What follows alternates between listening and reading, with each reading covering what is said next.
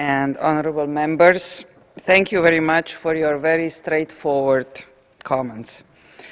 I have heard you, and I will make sure that these are taken into account by the Commission in our current assessment process, as well as in its further work on enhancing clarity and consistency of applicable social and market rules, in particular as part of the road package. And by doing so, we will take a more comprehensive approach, as many of you have called for. I would like to underline that the establishment of national minimum pay rates is a positive development. But of course, the national measures, while protecting workers, must respect EU law so as to preserve the proper functioning of the internal market with all the benefits it brings across Europe. We shall also draw lessons from this experience.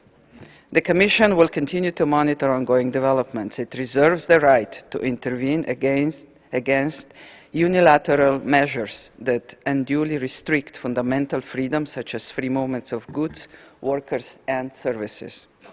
In the pursuit of constant improvement, we will also be looking into the most appropriate measures to create efficient, safe and socially responsible road transport services, where people are the heart of the EU transport policy.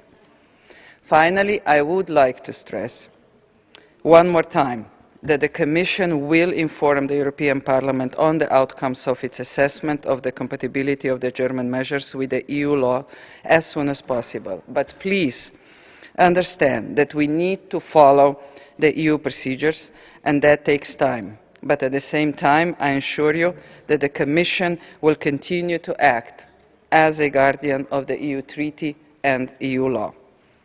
Thank you, and see you again as soon as possible on this topic.